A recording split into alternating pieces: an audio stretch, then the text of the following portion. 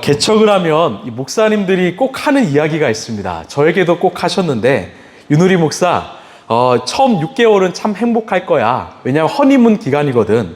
그런데 앞으로는 힘들 거야. 어려울 거야. 정말 많은 분들이 그렇게 경험하셨고 이야기합니다. 그런데 저는 그 말을 사실 받지 않았습니다. 그리고요, 제 스스로 이렇게 선포했습니다.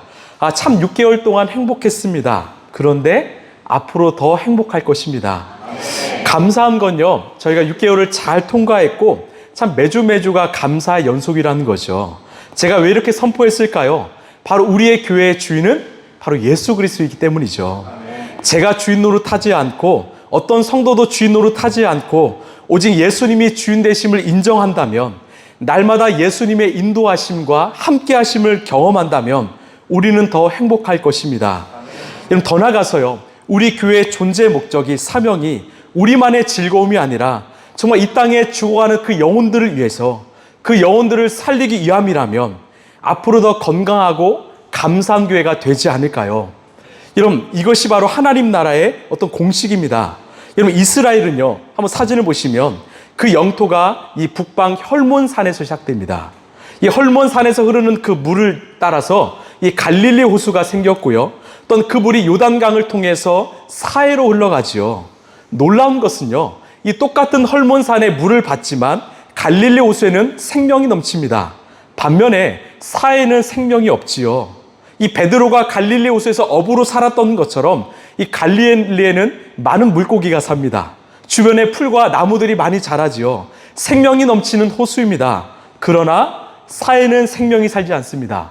이름처럼 죽은 바다이죠. 여러분, 왜 이런 차이가 날까요? 이유는 하나입니다. 갈릴리 호수는 충분히 물을 받은 다음에 흘려보내기 때문이죠. 물이 고이지 않고 썩지 않기 때문입니다. 왜? 계속 흘려보내기 때문입니다. 그러나 사해는 늘 받기만 하죠. 흘려보내지 않고 늘 받기만 합니다. 결국 물이 고여서 생명이 살지 않는 죽은 바다가 된 것입니다. 이런 우리 인생도 마찬가지입니다. 흘려보내는 인생은요, 늘 생명이 넘칩니다. 아니, 더 많은 생명이 찾아오지요. 그러나 늘 받기만 하는 인생은 결국은 죽습니다. 생명이 찾아오지 않지요. 저는 여러분의 인생이 생명력이 넘치는 갈릴리가 되길 소망합니다. 이런 하나님이 내게 주신 거 아낌없이 나누고 베푸시는 그런 인생 되길 소망합니다. 이 교회도 마찬가지더라고요. 우리 교회가 얼마나 많이 모이느냐, 여기에 관심을 두는 것이 아니라 얼마나 잘 흘려보내는가, 얼마나 많은 영혼들을 살리는가, 여기에 관심이 두는 교회가 되길 소망합니다. 이런 하나님을 사랑하는 것만큼 우리가 이웃을 사랑하는 그런 교회가 되었으면 좋겠습니다. 우리가 여기에 목적을 두고 몸부림친다면 우리 교회, 하나님께 더 쓰임받는 교회가 되지 않을까요? 더 생명이 넘치고 더 행복한 교회가 되지 않을까요? 그래서요, 아직 내가요, 신앙적으로 준비가 되지 않은 분들은 여러분 많이 누리셨으면 좋겠어요. 제 이름처럼 누리셨으면 좋겠어요. 많이 예수님의 사랑을 체험받았으면 좋겠습니다. 그리고 때가 되면 여러분 흘려보내십시오. 내 안에 있는 생명이요, 내 안에 있는 그 예수 그리스도의 사랑과 은혜와 복음을 이런 아낌없이 흘려보내시길 소망합니다. 그때 우리의 인생이, 우리의 교회가 아름다운 갈릴리 호수가 되리라 믿습니다. 제가 왜 이런 말을 할까요? 우리가 나누고 흘려보내는 인생과 교회가 될 수 있는 이유는 바로 우리의 주인 되신 예수님께서 먼저 채워주셨기 때문이에요. 먼저 우리의 부족함을 아시고 날마다 채워주셨기 때문이죠. 오늘 사도 바울이 그 이야기를 하는데 우리 1절 말씀 함께 읽겠습니다. 시작. 그러므로 여러분은 사랑을 받는 자녀답게 하나님을 본받는 사람이 되십시오. 아멘. 자, 1절을 보시면 여러분은 사랑을 받을 자녀답게가 아니라 사랑을 받는 자녀답게라고 말합니다. 이 동사가 완료형이죠. 이미 받았다라는 거예요. 또 늘 주신다라는 거죠. 받고 있다라는 거죠. 2절을 보시면 그리스도께서 여러분을 사랑하셔서 또 자기 몸을 내어주신 것과 같이, 즉 이미 사랑하시고 또 사랑을 베푸시고 베푸셨다라는 거죠. 여러분, 이 증거가 바로 예수님의 십자가가 아닐까요? 여러분, 십자가는요, 단순한 형벌이 아닙니다. 십자가는 하나님이 우리를 얼마나 사랑하시는지에 대한 이 증거라는 거죠. 여러분, 십자가가 없었다면 우리에게 구원이 없지요. 십자가가 없으면 영원한 생명이 없지요. 우리 요한복음 13장 34, 35절입니다. 시작. 이제 나는 너희에게 새 계명을 준다. 서로 사랑하여라. 내가 너희를 사랑한 것 같이 너희도 서로 사랑하여라.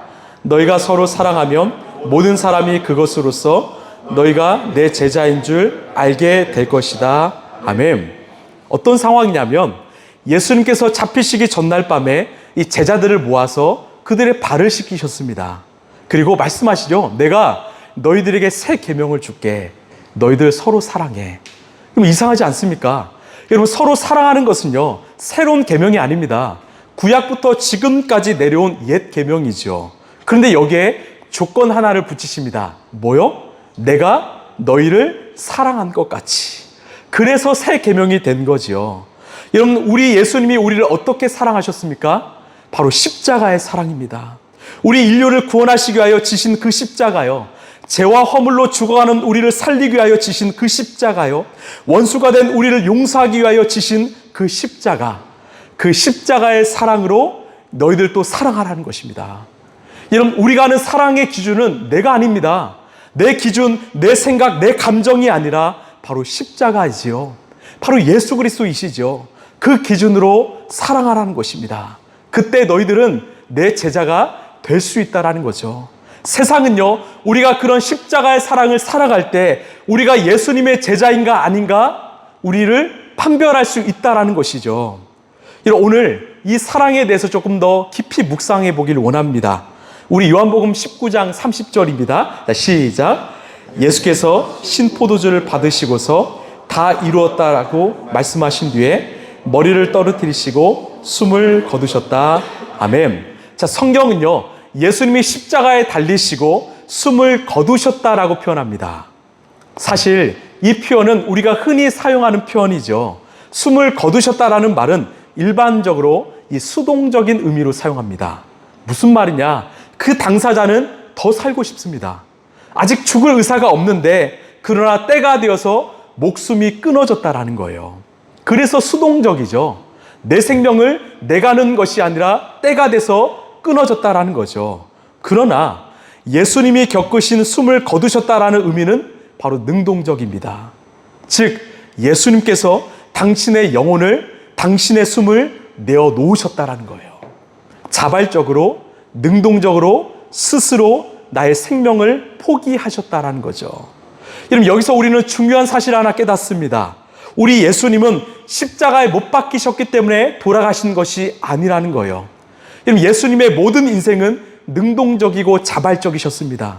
유대인들에게 끌려가신 거, 빌라도 총독 앞에 서신 거, 채찍과 고문을 당하신 거, 골고다 언덕으로 십자가를 지고 올라가신 거, 십자가에 달리신 거, 이 모든 것은요, 수동적으로 끌려가신 것이 아니라 능동적으로 자발적으로 하신 행동이라는 거죠. 여러분, 왜 예수님은 그 고귀한 자기 생명을 이렇게 스스로 자발적으로 포기하셨을까요? 왜 자기 생명을 이렇게 내어놓으셨을까요? 이유는 하나이죠. 바로 저와 여러분을 살리시기 위하여요.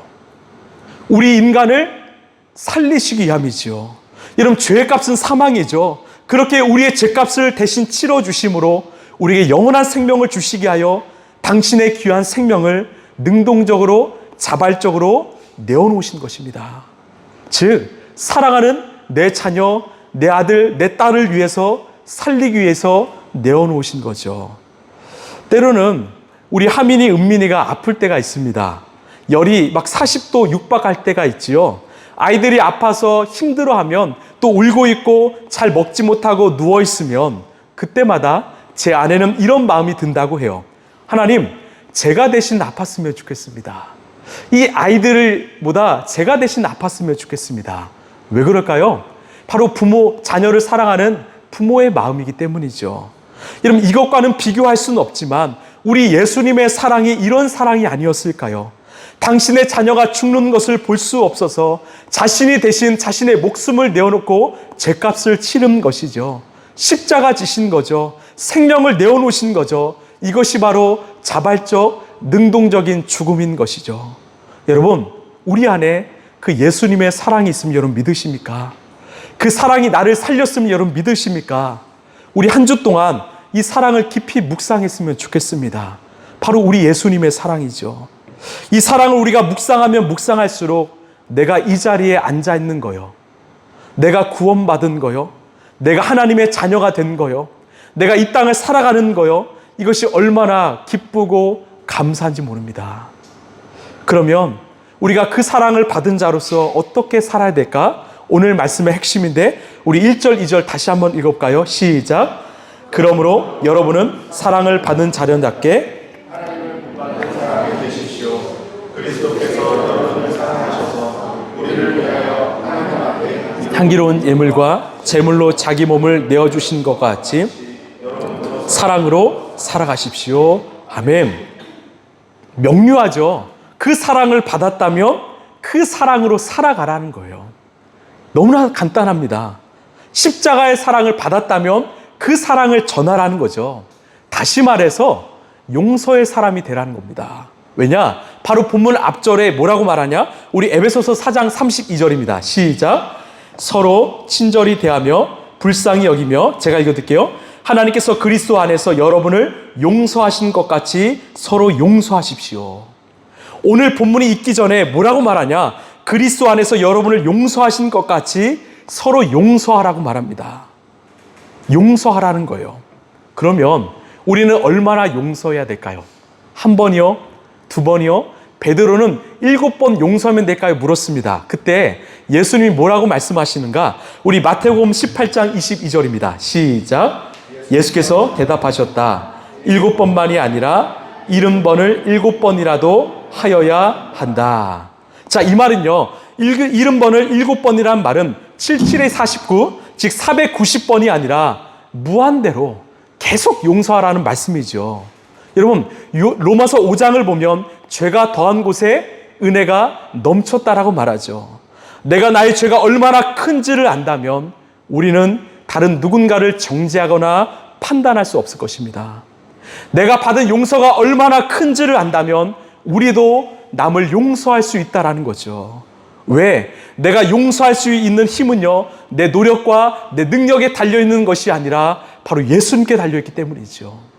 내가 누군가를 사랑하고 용서할 수 있는 힘은요, 바로 예수님께 달려있기 때문입니다. 바로 예수님의 십자가의 사랑으로 내가 할 수 있는 것이기 때문이죠.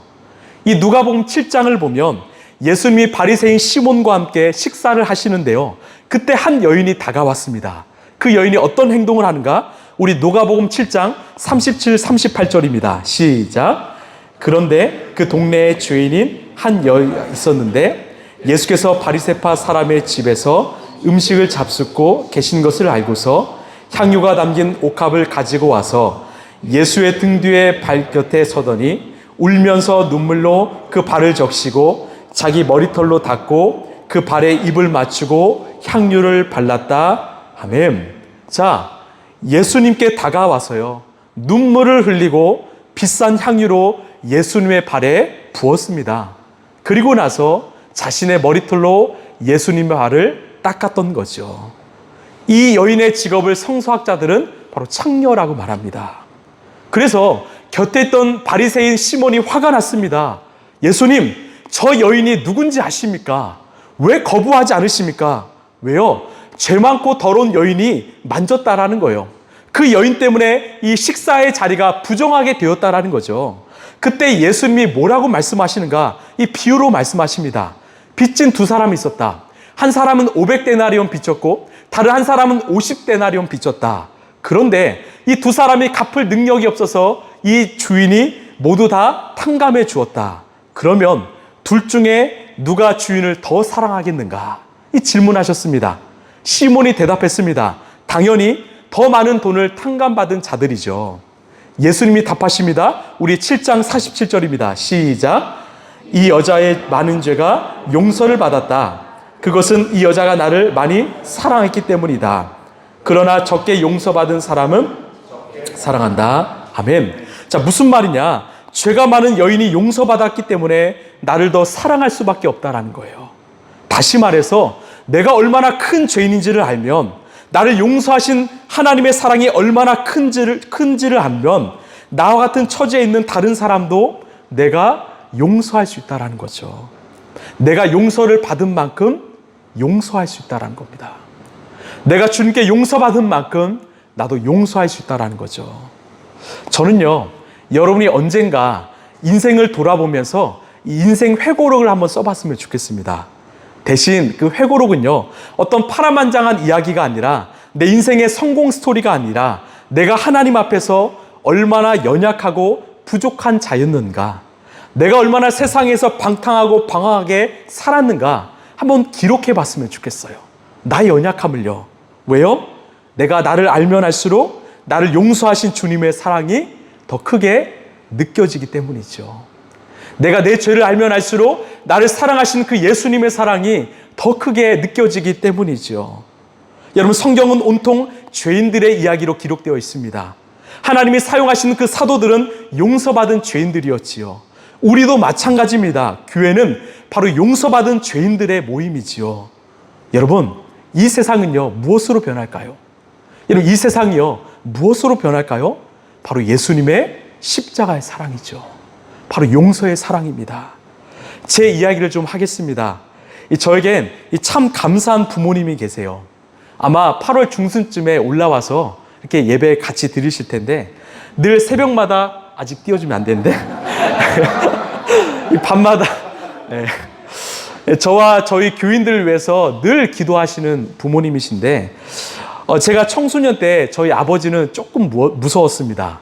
이 조금은이 아니라 좀 많이 무서웠죠. 한번 보여주시면 이게 20대 얼굴이셨어요. 그냥 보통 분이 아니시죠.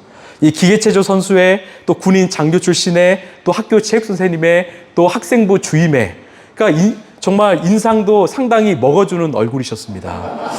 지금도 제가 팔씨름을 못 이겨요. 아무리 제가 운동해도요, 1초면 끝납니다. 얼마나 이 두려움 속에 살았을까요?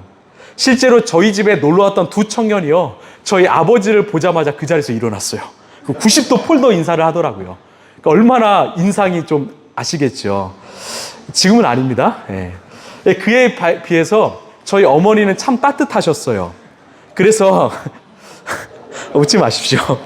이 설교도 들으실 텐데, 제가 아버지께 할 수 없는 말을 제가 어머니께 했습니다. 이 청소년 때 얼마나 어머니의 가슴에 못을 박았는지 몰라요. 저는 그래서 어머니가 나를 미워하실 거다, 그렇게 생각했습니다. 하루는 이 교회 전도사님이 제게 다가와서 이런 말을 하셨어요. 누리야, 그거 알아? 어머니가 늘 밤마다 너 학교까지 가서 기도하고 가시는 거 너 알아? 저는 그게 거짓말인 줄 알았어요. 왜냐하면 저희 집에서 저희 학교까지 거의 한 50분 이상 걸리거든요. 그 말이 생각나서 제가 밤에 야간 자율 학습 시간에 이 운동장에 나왔습니다. 그리고 교문을 향해서 바라보고 있는데 어디서 멀리서 익숙한 분이 막 걸어오는 거예요. 그리고는 교문을 붙잡고 기도하다가 시간이 지나고 돌아가신 모습을 보았습니다. 제가 그날 밤에 무너졌어요. 아니, 내가 어떤 말을 했는데, 내가 어떤 행동을 했는데, 내가 어머니를 얼마나 원망하고 가슴에 못을 박았는데, 아프게 했는데, 그런 나를 위해서 이렇게 희생하시는가, 기도하시는가, 왜 나를 용서하시고 사랑하시는가. 그날 제 삶이 변했습니다. 제 삶이 달라졌지요. 왜? 어머니를 통해서 예수님의 사랑, 용서의 사랑을 경험했기 때문입니다. 그렇습니다. 사람은 권세로, 권력으로, 위력으로 변하지 않습니다. 사람은 사랑으로 변하더라고요. 사람은 용서의 사랑으로 변합니다. 여러분, 세상도 마찬가지입니다. 그래서 오늘 주님은 우리에게 십자가의 사랑으로 살라고 말씀하지요. 그 사랑을 받은 자만이 인생을 돌이킬 수 있는 그런 주님의 사랑을 경험할 수 있기 때문이죠. 세상을 변화시키고 사람을 변화시킬 수 있는 유일한 길은 바로 십자가의 사랑밖에 없다고 주님 말씀하신 겁니다. 그렇다면 우리는 어떻게 해야 예수님처럼 그 용서의 사랑을 날마다 실천할 수 있는가? 2절이 그 답을 주는데, 우리 2절 말씀 함께 읽겠습니다. 시작. 그리스도께서 여러분을 사랑하셔서 우리를 위하여 하나님 앞에 향기로운 예물과 제물로 자기를 내려주신 것과 같이 여러분도 사랑으로 살아가십시오. 아멘. 바로 예수님께서 우리를 사랑하시기 때문에 자기 자신을, 몸을 내어주셨다라는 거죠. 이것은 바로 자기 버림입니다. 그래서 예수님의 사랑은요, 따라합시다. 자기 버림. 다시요, 자기 버림. 여러분, 예수님의 사랑은요, 자신을 버리는 사랑이죠. 우리 요한복음 10장 11, 12절입니다. 시작. 나는 선한 목자이다. 선한 목자는 양들을 위하여 자기 목숨을 버린다. 삭구는 목자가 아니요 양들도 자기의 것이 아니므로 이리가 오는 것을 보면 양들을 버리고 달아난다. 여러분, 왜 예수님이 선한 목자이실까요? 바로 양들을 지키기 위해서 자기의 목숨을 버리기 때문입니다. 가짜는요, 삭구는 자기 목숨을 지키기 위하여 양들을 버리겠지만 우리 예수님 그 말씀을 실제로 지키셨지요. 이 양들을 지키기 위하여 십자가에 달려 죽으시고 우리를 살리신 것입니다. 저는 이 예수님을 생각하면 이 구약의 다윗이 떠오릅니다. 하나님께서 왜 다윗을, 그 집안에서 주목받지 못하는 그 다윗을 택하셨는가? 이 장면 때문이 아닐까 싶습니다. 우리 사무엘상 16장 11절을 보시면 또 사무엘이 이새에게 이르되 내 아들들이 다 여기 있느냐? 이새가 이르되 아직 막내가 남았는데 그는 양을 지키나이다. 성경은 다윗을 뭐라고 말합니까? 그는 양을 지키는 자입니다. 지금 모든 가족들이 사무엘을 보려고 이 거실에 모여 있는데 홀로 양을 지키고 있었습니다. 왜? 혹시나 맹수가 내 양을 물어가지 않을까? 그 마음속에서 모든 사람들이 모여있지만 자신은 홀로 양을 지켰던 거지요. 주님은 그것을 보셨습니다. 어느 정도로 양을 지켰는가? 사무엘상 17장을 보시면 이렇게 말하죠. 다윗은 굽히지 않고 사울에게 말하였다. 임금님의 종인 저는 아버지의 양떼를 지켜왔습니다. 잘 보십시오. 사자나 곰이 양떼에 달려들어 한 마리라도 물어가면 저는 곧바로 뒤쫓아가서 그놈을 쳐 죽이고 그 입에서 양을 꺼내어 살려내곤 하였습니다. 그 짐승이 저에게 덤벼들면 그 턱수염을 붙잡고 때려 죽였습니다. 저는요, 이 장면이 상상이 안 됩니다. 왜냐하면 다윗은 그 당시 청소년 10대였거든요. 이런 맹수는요, 보통 그 양무리에서 가장 힘이 없는 새끼 양 한 마리를 물고 갔습니다. 맹수의 특징은 배가 부르면 사냥하지 않지요. 그래서 한 마리를 물고 가면 그냥 두면 모두가 삽니다. 목동도 살지요. 그런데 다윗은 그것조차 용납하지 않았다라는 거예요. 어떻게 해서라도 그 새끼 양 한 마리를 지키기 위해서 사자든 곰이든 상관없이 쫓아가서 죽이고 양을 살려냈다라는 겁니다. 자기 목숨을 버리면서까지, 포기하면서까지 양을 살려냈다라는 거죠. 하나님이 그 마음을, 그 삶을 주목하셨습니다. 여러분, 오늘날 교회인 우리에게 이 마음이 있습니까? 오늘 우리에게 그런 한 영혼을 향한 그 마음이 있습니까? 한 영혼을 살리려는 그 애절함, 간절함이 있습니까? 제가 이 교회를 개척하고 싶었던 이유도 바로 이 마음 때문이었습니다. 이 시대에 혹시나 방황하고 정말 흔들리는 영혼이 있다면 만나서 살리고 싶은 그 마음 때문이었습니다. 여러분, 어떻게 해야 살릴 수 있을까요?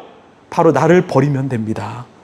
예수님이 우리를 살리시기 위하여 자신을 버리신 것처럼 우리도 그 영혼을 위하여 기꺼이 내 몸을 내어주면, 나는 죽고 예수로 살면 그 이웃을 사랑하고 또 용서할 수 있는 것이죠.